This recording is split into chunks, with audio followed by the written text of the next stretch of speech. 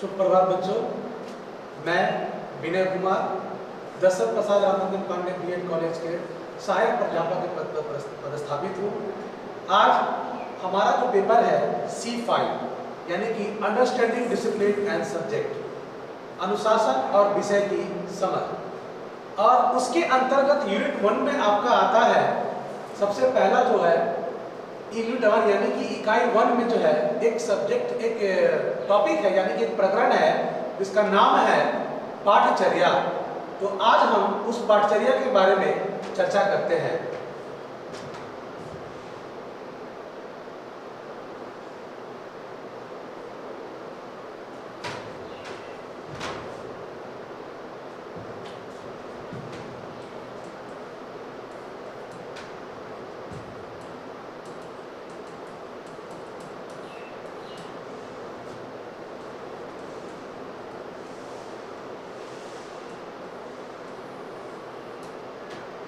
पाठचर्या, पाठचर्या का मतलब होता है, इसको इंग्लिश में बोलते हैं करिकुलम। दो चीज है, ध्यान रखिएगा, पाठचर्या और पाठ्यक्रम। तो हम पाठ्यक्रम के बारे में बाद में बताएंगे, पहले हम जान जाए पाठचर्या। तो पाठचर्या क्या होता है, इसको थोड़ा सा आप गौर से देखिएगा। पाठचर्या जैसा कि नाम से प्रतीत होता है, पाठ्य इसमें दो है, पाठ्य एक हो गया और एक हो गया आपका चर्या। ध्यान से देखिएगा, पाठ्य और एक हो गया आपका चर्या। पाठ्य का मतलब क्या होता है, कोई बता सकता है? पाठ्य का मतलब होता है पढ़ने योग्य। क्या बोलते हैं इसको?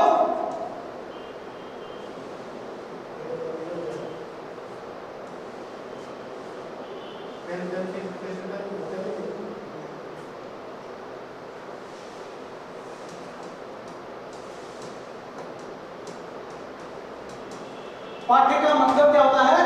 पढ़ने योग्य। और चर्या का मतलब क्या होता है? नियम पूर्वक अनुसरण करना। इसका मतलब क्या हो गया कि वैसा पाठ्यक्रम जिसका हम नियम पूर्वक अनुसरण करें, दैट इज कॉल्ड क्या? करिकुलम। अब आ जाइए, इसके बारे में हम एक थोड़ा सा और बताते हैं। पाठ्य, पाठ्य का मतलब क्या हो गया कि टीच, टू टीच यानी कि पढ़ने या पढ़ाने योग्य। और चर्या का मतलब क्या हो गया? उस जो विषय वस्तु के अंतर्गत जो आपकी पाठचर्या आ रही है उसको हम नियम पूर्वक अनुसरण करा सकते हैं कि नहीं। तो इसका एक इंग्लिश में डिफिनेशन क्या हो गया कि curriculum is made of two words, text and पाठ्य। टेक्स्ट एंड पाठ्य, मतलब इसका क्या हो गया? इसका हिंदी में हम क्या बोलेंगे कि इस प्रकार पाठचर्या का जो है अर्थ हो गया कि पढ़ने योग्य या पढ़ाने योग्य जो विषय वस्तु है और उसकी जो क्रियाएं हैं उसको नियम पूर्वक अनुसरण करना क्या कहलाता है? हमारा करिकुलम यानी कि पाठ्यचर्या कहलाता है। अब आ जाइए, इसका एक और अर्थ, जैसे कि हम अंग्रेजी में क्या कहते हैं? पाठ्यक्रम, पाठ्यक्रम, पाठचर्या का क्या कहते हैं? इसको करिकुलम।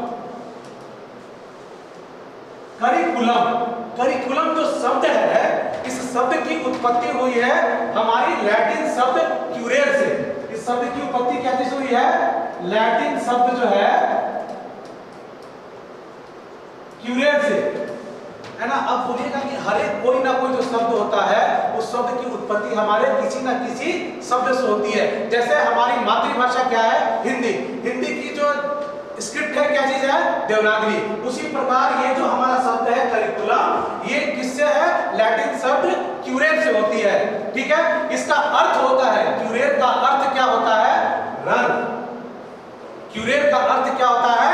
रन यानी कि दौड़ना। इस संदर्भ में जो होता है, इस संदर्भ में यानी कि करिकुलम का एक अर्थ क्या निकल गया हमारा कि किसी निश्चित लक्ष्य तक पहुंचने के लिए मार्ग पर दौड़ना, यानी कि किसी निश्चित लक्ष्य तक पहुंचने के लिए जो क्रिया हम करेंगे वो दैट इज कॉल्ड क्या? करिकुलम। क्लियर है आप सभी को कि किसी को कुछ डाउट है? चलिए, बहुत अच्छा। अब आते हैं परिभाषा। ये तो हो गया आपका, थोड़ा सा हमने एक इंट्रोडक्शन दिया पाठचर्या के बारे में। अब आते हैं इसके ऊपर में थोड़ा परिभाषा, यानी कि ये परिभाषा, डिफिनीशन, जिसको इंग्लिश में क्या बोलते हैं, डिफिनीशन।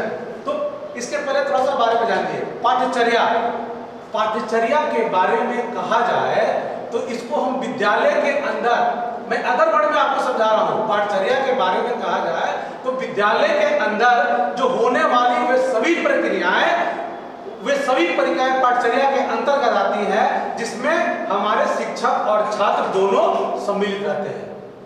क्लियर है? यहाँ पे ये केवल आपके लिए नहीं है, ये शिक्षक और छात्र दोनों इसके अंतर्गत आते हैं, वो पाठ्यचर्या के अंतर्गत, वो पाठ्यचर्या कहलाती है। जैसे जब कोई छात्र इस विद्यालय के अंदर आता है, जैसे मतलब कि when you enter in this premises, जैसे ही आप इस महाविद्यालय के प्रांगण में आप प्रवेश करते हैं तो आपके द्वारा की जाने वाली ओवरऑल एक्टिविटी, सारी चीजें, जैसे क्या क्या इसमें ओवरऑल एक्टिविटी में क्या क्या आ गया, आपका पठन पाठन, आपका खेल कूद, आपका हस्तकला, आपका संगीत, आपका सफाई, आपका मध्याह्न भोजन, आपका चेतना सत्र, ये सारी एक्टिविटी जो आप इस महाविद्यालय के प्रांगण में आकर के करते हैं, वो सब क्या आता है, पाठ्यचर्या के अंतर्गत आता है, यानी कि करिकुलम के अंतर्गत आता है।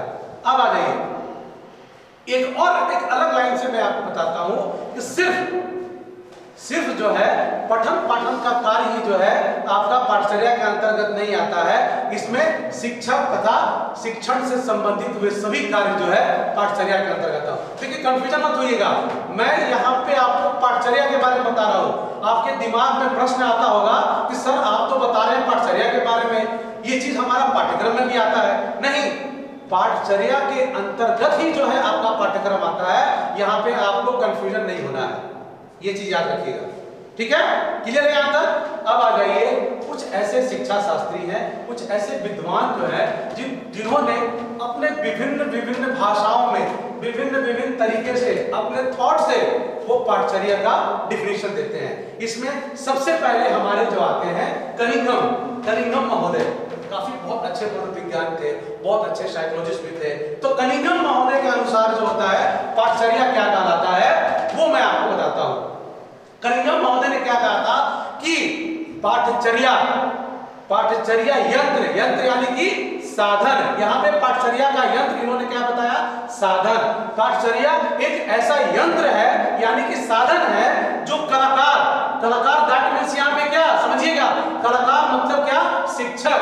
यहाँ कलाकार को शिक्षक से निरूपित किया गया है। कलाकार यानी शिक्षक के हाथों में अपनी सामग्री यहाँ पे इन द सेंस छात्र, आप सभी क्या है यहाँ पे, आप सभी सामग्री को, यानी कि कनिंघम महोदय ने कहा कि पाठ्यचर्या एक ऐसा यंत्र यानी कि साधन है जो कलाकार यानी कि शिक्षक रूपी के हाथों में अपनी सामग्री यानी कि छात्र को अपने आदर्शों यानी कि उनके उद्देश्यों के अनुसार अपने विद्यालय में कोई रूप प्रदान करने के लिए होता है। ये इन्होंने परिभाषा दिया है पाठ्यचर्या की। कनिंघम का ये परिभाषा है, यानी कि according to Cunningham curriculum is the instrument in the hands of the artist को क्या कीजिएगा, यहाँ पे टीचर से डिनोट कीजिएगा, to give same form to his material that means क्या, students according to his ideas यानी कि ऑब्जेक्टिव, उसके उद्देश्य से, उसके क्या बोलते हैं, उसके आदर्शों से, इन दिस स्कूल, इस महाविद्यालय में या विद्यालय में आप इसको डिनोट कर सकते हैं। क्लियर यहाँ तक? ये था क्या, पाठ्यचर्या की परिभाषा किसके अनुसार, कनिंघम महोदय के अनुसार। अब आ जाइए दूसरे जो हमारे महानुभाव क्या बोलते हैं शिक्षा शास्त्री हैं, उनका नाम है क्या, फ्रोवेल ने अपनी भाषा में पाठ्यचर्या की परिभाषा दी है। क्या दी है भाई, कि पाठ्यचर्या को मानव जाति के समस्त ज्ञान और अनुभव का सार समझना चाहिए। पाठ्यचर्या को क्या समझना चाहिए, कि इस मानव जाति के समस्त ज्ञान और अनुभव का सार समझना चाहिए। क्लियर यहाँ तक? अब आ जाइए, हमारा एक शिक्षा आयोग है जिसको हम क्या बोलते हैं, माध्यमिक शिक्षा आयोग। इन्होंने भी पाठ्यचर्या की एक अलग परिभाषा दी है।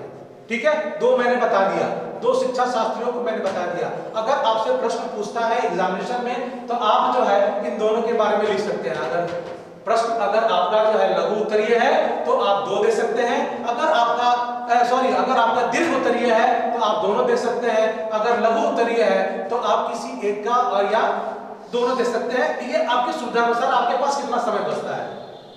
अब मैं आपको बता रहा हूं कि माध्यमिक शिक्षा आयोग ने क्या कहा था, पाठचर्या की परिभाषा, ये अपने शब्दों में।